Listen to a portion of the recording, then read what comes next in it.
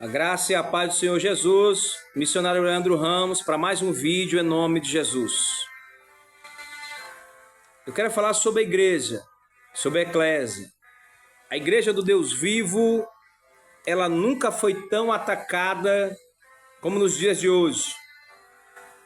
E eu quero falar sobre uma igreja primitiva, a igreja do apóstolo Paulo, a igreja do apóstolo Pedro, a igreja dos mártires, dos apóstolos que foram mortos pela obra missionária, pela obra evangelística. Eles se diziam os menores, mas foram os maiores. Compartilhe esse vídeo para que outras pessoas recebam esse avivamento, recebam essa palavra e recebam uma oração no final que iremos fazer juntos, em nome de Jesus. A igreja nunca foi taxada como uma igreja falsa, com falsos profetas, com obreiros da iniquidade, com prostituição, com adultério, com mercenários, com lobos da fé, mas tudo isso está escrito. E a tua fé não pode estar no tabernáculo, a tua fé não pode estar só na arca da aliança, a tua fé não pode estar na parede preta, a tua fé tem que estar dentro de ti. E o maior espírito de profecia é esta palavra, acredite. O Espírito Santo de Deus que convence o homem do pecado, do juízo e da justiça. Ele quer falar contigo, comigo e com você nesta noite. Nós somos falhos sim, somos pecadores. Mas se você se arrepender de todo o seu coração, de toda a sua alma, Deus vai trazer um renovo, um avivamento, porque você esfriou na fé. E é para esses homens e mulheres que esfriaram na fé que eu estou compartilhando alguns vídeos.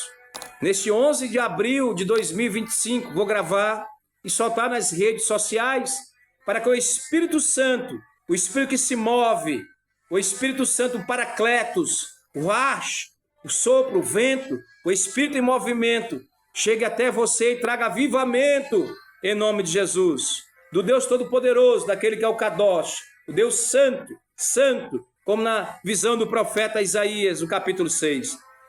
A palavra igreja é oriunda do vocábulo grego eclésia, que significa chamados para fora.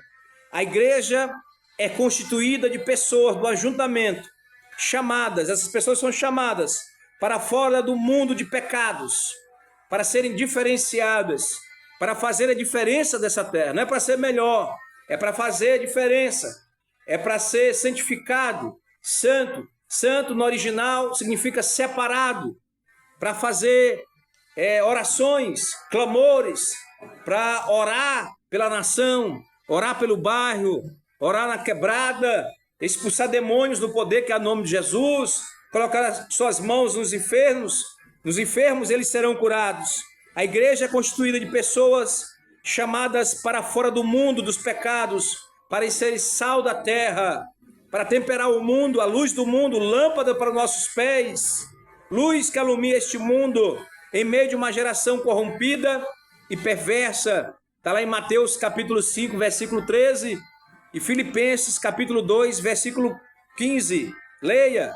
Em Atos capítulo 5, versículo 4, Atos dos Apóstolos, que é Bíblia Sagrada. A Bíblia fala do crescimento da igreja dizendo, a própria Bíblia diz, o Espírito de profecia disse, e aumentava sempre mais o número de crentes, de cristãos no Senhor, uma multidão de homens e mulheres. Este é o modelo de crescimento da igreja. Em Atos capítulo 9, versículo 31, Lucas escreve assim, a igreja tinha paz por toda a Judeia, Galileia e Samaria, edificando-se, aleluia, e caminhando no temor do Senhor, glória a Deus, no consolo do Espírito Santo, crescia em número. Estas são as características de uma igreja estável, estabilizada, com a presença do Espírito Santo. Em Atos capítulo 13, versículo 1, Lucas ainda escreve, havia na igreja de Antioquia, a central, pequena central de missões da igreja primitiva, Antioquia, aleluia, glória a Deus, profetas e mestres ali, Barnabé, Simeão chamado Níger, Lúcio de Cirene, Manaém, que tinha sido criado com Herodes, o tetrarca, e Saulo. A igreja é um lugar de pessoas capacitadas por Deus. Deus escolhe, Deus prova no fogo a sua perseverança. Você que se afastou dos caminhos do Senhor, essa é a hora de voltar, essa é a hora de receber o avivamento, de examinar as Escrituras, de procurar onde estão estudando a Bíblia Sagrada, uma igreja não mais próxima da sua casa, mas uma igreja que seja mais próxima de Deus, uma igreja que seja mais bíblica, onde tenha círculo de oração, onde tenha consagração, onde tenha clamor verdadeiro. Não é uma igreja cheia de fuxico, cheia de fofoca, cheia de assembleias solenes para o homem ver, fardas e muita preocupação com roupas, com vestes físicas, mas a preocupação com vestes espirituais. Não estou dizendo que você deve se vestir de qualquer jeito, devido à sensualidade. Você tem que se apresentar bem para Deus. Aleluia. Em Atos capítulo 20, versículo 28, Paulo afirma perante os anciãos de Éfeso que a igreja de Deus foi comprada com seu próprio sangue. Aleluia. Em 1 Coríntios capítulo 3, versículo 9, Paulo chama a igreja de lavoura de Deus, pastorado de Deus, lavoura para ser plantada, lavoura para descer a água viva do trono de Deus. Aleluia. Com a raiz forte e crescer uma árvore frondosa e dar frutos, o edifício de Deus, a coluna de Deus e a pedra angular de esquina, que é Jesus Cristo de Nazaré. Em Efésios capítulo 5, versículo 26, a Bíblia afirma que a igreja foi santificada por Cristo e purificada por meio da lavagem de água pela palavra de Deus. Em 1 Timóteo capítulo 3, versículo 15, Paulo chama a igreja do Deus vivo de coluna e fundamento da verdade. Em Tito 2,14, Paulo chama a igreja de um povo especial, zeloso e com boas obras. Em 1 Pedro capítulo 2, versículo 9, o apóstolo Pedro chama a igreja da geração eleita, sacerdócio real, nação santa, povo de propriedade exclusiva de Deus, a fim de proclamar as virtudes dos que o chamou das trevas para a sua maravilhosa luz. Aleluia. Em 1 João capítulo 3, versículo 1, a igreja é chamada de filhos de Deus. Em Judas versículo 1, a igreja é chamada de amados em Deus Pai e guardados em Jesus Cristo. Em Apocalipse, o livro da revelação, a revelação que João teve na ilha de Patmos, Apocalipse capítulo 1, versículo 6, a igreja é chamada de reino, sacerdotes para o seu Deus e Pai, aleluia. E em Apocalipse capítulo 21, versículo 9, a igreja é chamada da esposa do Cordeiro, da noiva do Cordeiro. A igreja é a noiva de Jesus Cristo, o Cordeiro de Deus, que tira o pecado do mundo. Deus se chama nesse dia, nesta hora.